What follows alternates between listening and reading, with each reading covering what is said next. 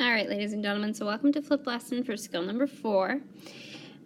We are going to be balancing the half reactions that you learned about in class today. So we've got half reactions. We're going to practice writing them once again, but we're going to take that writing of half reactions one step further, and we're actually going to balance them.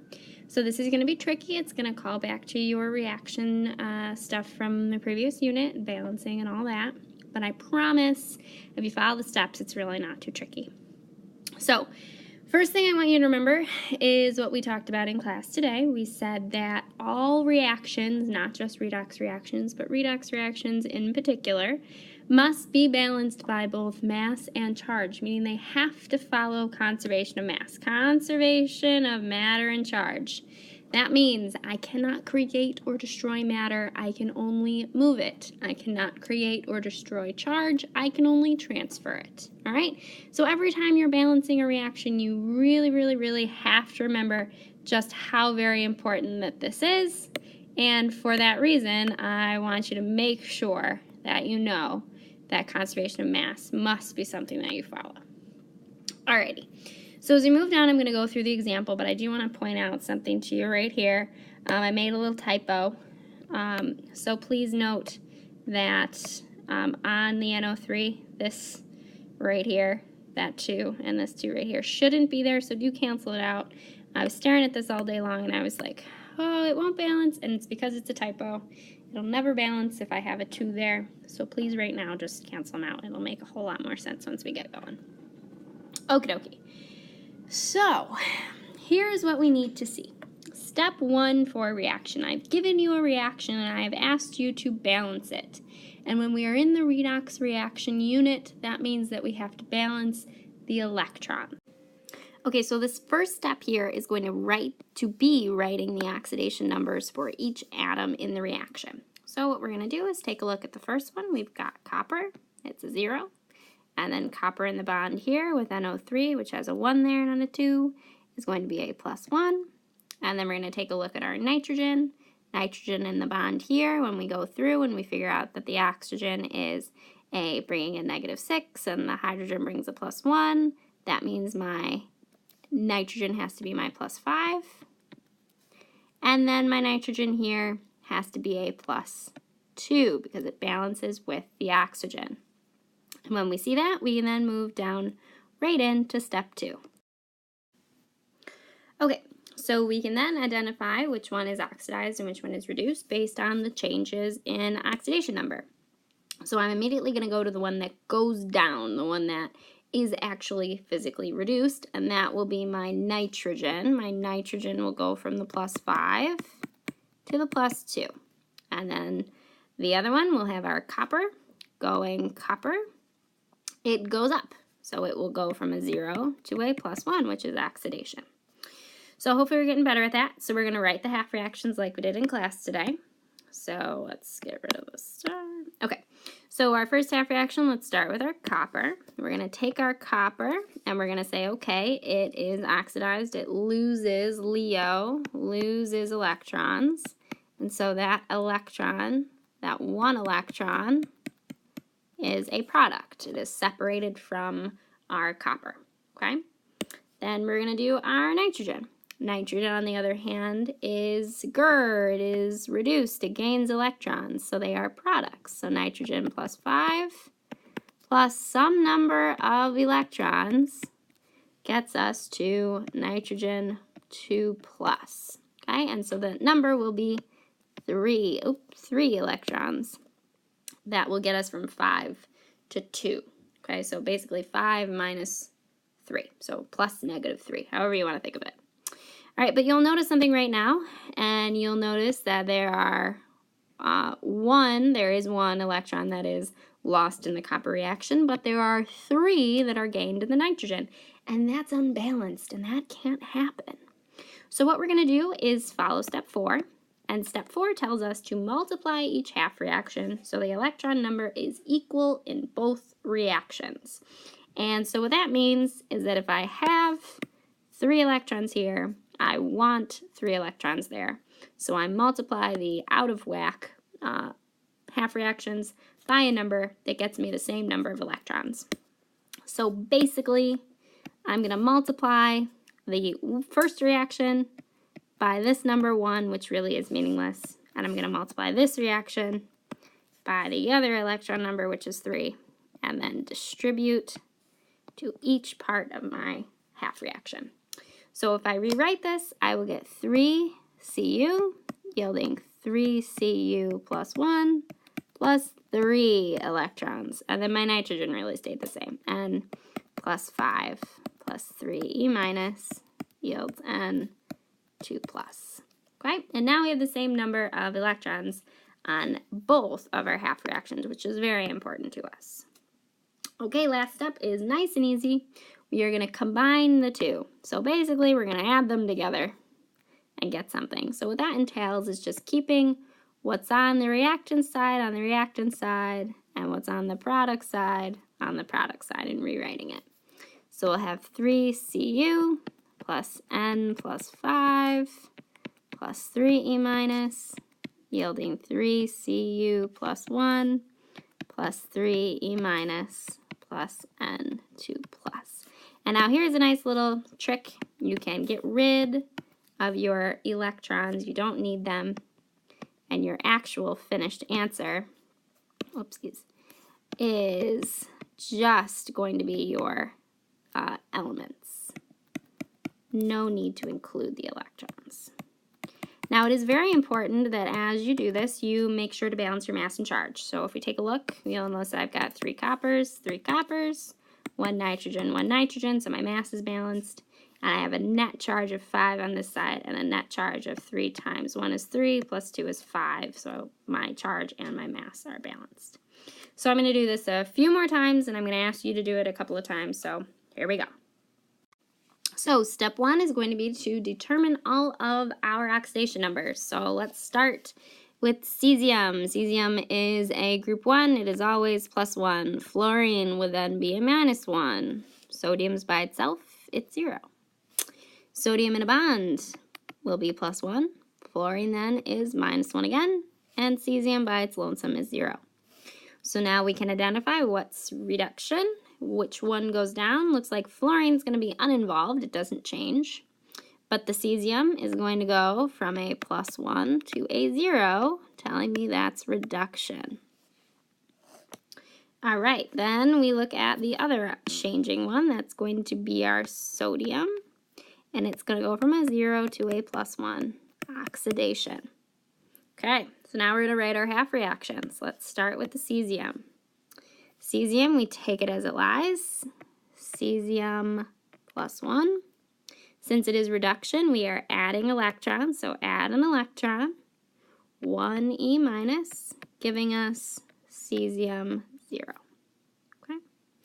Doing our sodium half reaction. It is oxidation, so you lose electrons. You lose electrons to the environment. They become a product. They are transferred to the cesium. So we will start with Na 0, and we will yield Na plus 1 electron that gets given to somebody else. And so there's our 2 half reactions. And now you'll notice in this particular one, I have 1 electron here, 1 electron there. Already balanced, already the same number. So I can jump right to my adding of them together and be all set. So my final answer, Cs +1 plus 1E minus plus NaO, yielding CS0 plus Na plus 1E minus. And once again, you can get rid of your electrons in your absolute final answer. And as we look at this, we can notice that we have 1 cesium, 1 cesium, 1 sodium, 1 sodium, and a net charge of 1 on both sides. So both mass and charge are balanced. Okay, number 2 is slightly more complicated, only because we have our diatomics. Okay, we have Cl2 and Br2, which make this just a little bit more difficult, but what we're going to do is do our oxidation numbers. So we have Na and Cl, we know +1 and -1, I hope, and bromine by itself is going to be a 0. And then Na and Br, +1 again for sodium, and -1 for Br, and a 0 for chlorine. So in this case, our sodium does not change. It is of no concern to us, +1 to +1.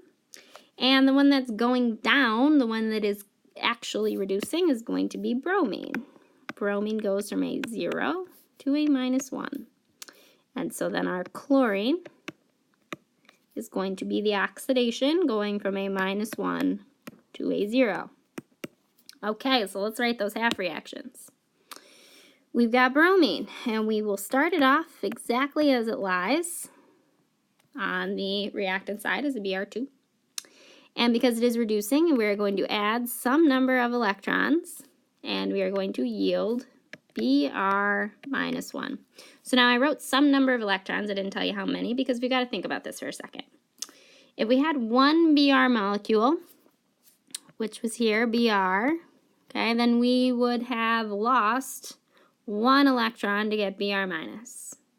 However, we have 2 electrons. We have 2 Brs, and so we need to balance this automatically. 2 Brs on the other side. So if each Br loses 1 electron, and there's 2 Brs, then we need to have 2 electrons that are completely lost. All right, so you've got to account for the fact that we are dealing with a diatomic, and that each one of these bromines loses 1 electron and is accounted for over here. Okay, so there's our balanced half reaction. And now we have to do our chlorine. So same deal. We're going to take chlorine as it lies over here, Cl -1. And because it is oxidized, I know that I'm going to end up with Cl2 plus some number of electrons. And once again, we've got to balance our chlorine. So there's 2 chlorines on this side, so there needs to be 2 chlorines here. And if each one of those chlorines loses 1 electron to get to -1, then we will have 2 electrons total lost from each of the 2 diatomic chlorines. Okay, so once again we see here that we have 1 electron, or I'm sorry, we have 2 electrons and 2 electrons balanced already. We don't need to do any multiplication, so we're going to add them up. So keep what's on the reactant side over here and keep what's on the product side together. And for right now, I'm going to immediately cancel out my electrons and not write them. As long as they're balanced, you don't have to write them again.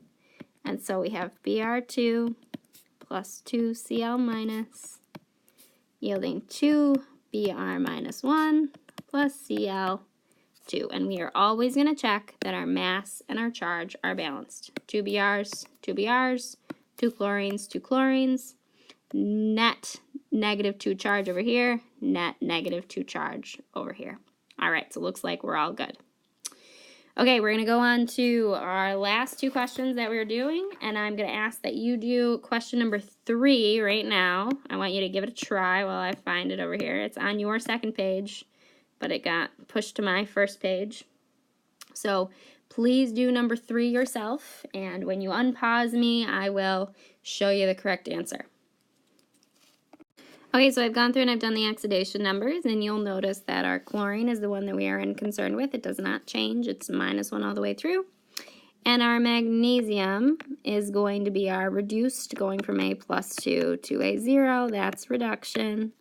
And our chromium, Cr, will go from a 0 to a 3+. That will be our oxidation. So now you need to write your half reactions. Okay, so for our half reactions, let's look through it. We have magnesium +2. And since it's reduction, it gains 2 electrons to get to 0. So you need 2 electrons to balance out these, this +2 and get you back to a 0. So you need to add 2. And then for chromium, you're at 0. And you take away these 3 electrons to get to 3+. But immediately you should notice that the 2 and the 3 are not the same. So they are unbalanced. And so what we're going to do is this: multiply each equation by the opposite electron number. So the magnesium is going to be multiplied by the 3 here, and the chromium is going to be multiplied by the 2 from the magnesium. So set that up. The magnesium gets the 3, the chromium gets the 2, and then you're going to distribute to each thing in your setups.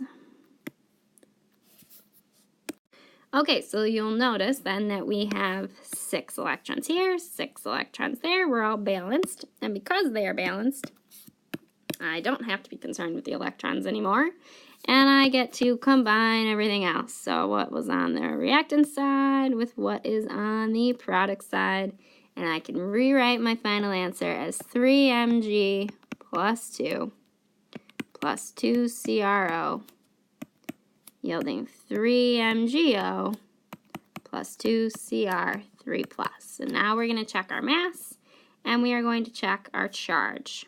So we have 3 magnesiums, 2 chromiums, 2 chromiums. Now we have a plus 2 on this side, which is actually a 3 times 2, which is plus 6. And then we have on this side 2 times 3, which is also a plus 6. Looks like we're in good shape.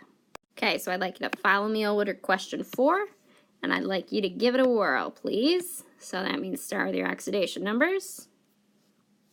Okay, so your oxidation numbers are listed here. Hopefully those are what you got as well. Pb goes from a 0 to a plus 2. There's our oxidation. And our silver goes from a plus 1 to a 0. There's our reduction. And we see that this NO2 is always minus 1, so it really doesn't matter to us. Alrighty, so let's write our half reactions. So we've got first to start with our reduction. You can start with anything, but let's start with our Ag. It's a plus 1 on that side, on the reactant side, and we're going to add 1 electron to yield us AgO.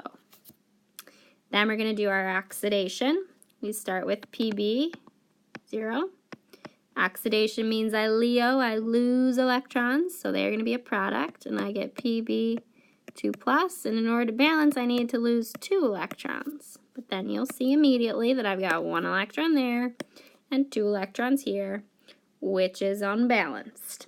Okay, so I'm going to have to multiply this guy by the 2 here, and then technically speaking, I'm multiplying the lead by 1, but it really doesn't affect anything. And so if I rewrite this, let's rewrite it underneath, we'll rewrite it a little bit over here. Okay. I will get 2Ag plus 1 plus 2 electrons, yielding 2AgO. And then I have the same thing, but multiplied by 1.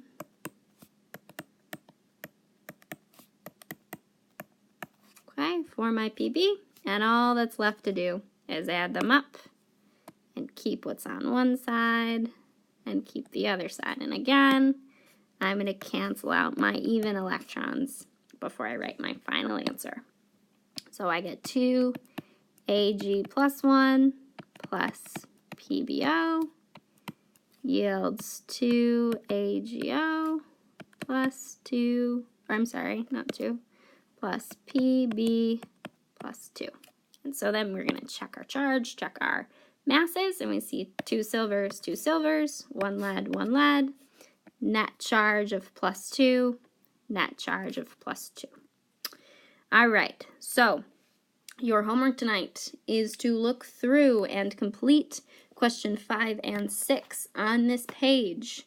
So that, guys, right here, please do them. And in class, we will continue to practice, but I'm going to check that you did or attempted 5 and 6. All right, thank you for watching.